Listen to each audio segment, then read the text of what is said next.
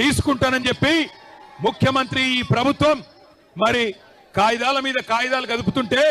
అక్కడ ఉండే మా లంబాడ అన్నదమ్ములు మా బంజారా ఆడబిడ్డలు తిరుగుబాటు చేసిండ్రు 9 నెలలుగా అక్కడ టెంట్ వేసుకొని ధర్నా చేస్తా ఉన్నారు ముఖ్యమంత్రి నువ్వు మా ఓట్లతో గెలిచినావు మా మాట విను ఈ నిర్ణయం మార్చుకో అని చెప్పిండ్రు కానీ 9 నెలలకెళ్ళి ముఖ్యమంత్రికి టైం దొరకలేదు ముఖ్యమంత్రికి సమయం దొరకలేదు సొంత నియోజకవర్గంలో ఓటేసి గెలిపించిన అక్కడి ఆడబిడ్డలు గిరిజన ఆడబిడ్డలను గాని అక్కడ ఉన్న దళిత అన్నదమ్ములను గాని కలుసుకునే టైం ముఖ్యమంత్రికి లేదు ఎక్కే విమానం దిగే విమానం ఢిల్లీకి పోవాలి రావాలి 28 సార్లు వేయండు 28 రూపాయలు కూడా తేలేకపోయిండు అట్లాంటి ముఖ్యమంత్రి ఈరోజు సొంత నియోజకవర్గంలోనే ఈరోజు తిరుగుబాటును ఎదుర్కొంటా ఉన్నాడు మొన్న జరిగింది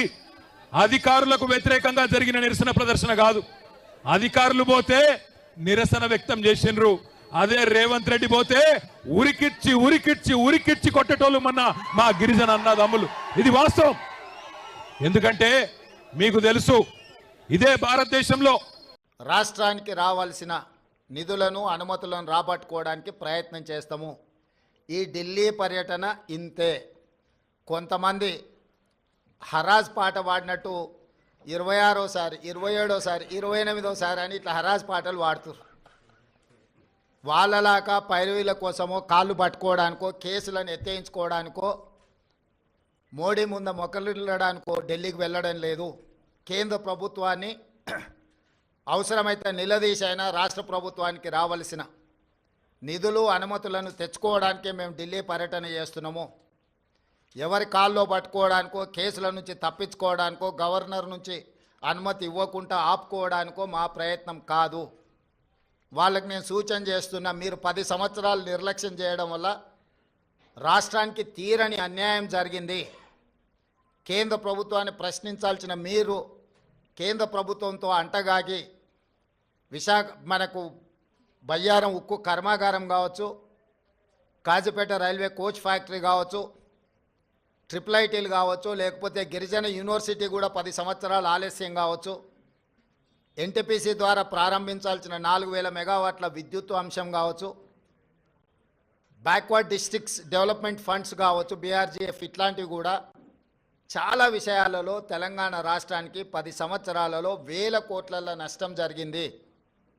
అది మన హక్కు ఎవరి దయనో కాదు మన హక్కుల కోసం మనం ఢిల్లీలో పర్యటించాలి కేంద్ర ప్రభుత్వాన్ని కలవాలి కేంద్ర ప్రభుత్వం నుంచి నిధులు తెచ్చుకోవాలి ఇది భారతీయ జనతా పార్టీ ట్రెజరీ నుంచి ఇవ్వడం లేదు కేంద్ర ప్రభుత్వ ట్రెజరీ నుంచి ఇవ్వాల్సి ఉంది ఇది ఫెడరల్ స్ట్రక్చర్ ఉన్న ప్రభుత్వము యూనియన్ ఆఫ్ స్టేట్స్ వివిధ రాష్ట్రాలతో కూడుకున్న కేంద్ర ప్రభుత్వం వివిధ రాష్ట్రాలకు ఇవ్వాల్సిన నిధులను ఖచ్చితంగా ఇవ్వాల్సిందే రాజకీయ పక్షపాత వైఖరితోనే నిర్లక్ష్యం వహించిన లేకపోతే అన్యాయం చేసినా ప్రస్తావించడానికి పర్యటన చేయాలి మన అంశాలను వాళ్ళ దృష్టికి తీసుకెళ్లకుండా రాష్ట్రానికి నిధులు వస్తాయనో అనుమతులు వస్తాయనో ఫామ్ హౌస్లో పండుకుంటే రాష్ట్ర ప్రజలకు ప్రయోజనం ఉండదు అందుకే ఎన్నిసార్లైనా వెళ్తాము ఢిల్లీకి తప్పకుండా ఢిల్లీ నుంచి రాబట్టుకోవాల్సిన నిధులను అన్నిటినీ రాబట్టుకుంటాము అప్పుడే తెలంగాణ రాష్ట్రం అభివృద్ధి జరుగుతుంది తెలంగాణ రాష్ట్ర హక్కులను మనం కాపాడిన వాళ్ళం అవుతాము మీ కడుపు మంట మాకు తెలుసు మీ దుఃఖము మాకు తెలుసు మీ కడుపు మంట కోసమో మీ దుఃఖం కోసమో మీరు పెడుతున్న కాకి గోలను మేము పట్టించుకోము మీలాంటి వాళ్ళను అలా అరుస్తుంటే మాకు ఒక రకంగా ఉత్సాహం వస్తుంది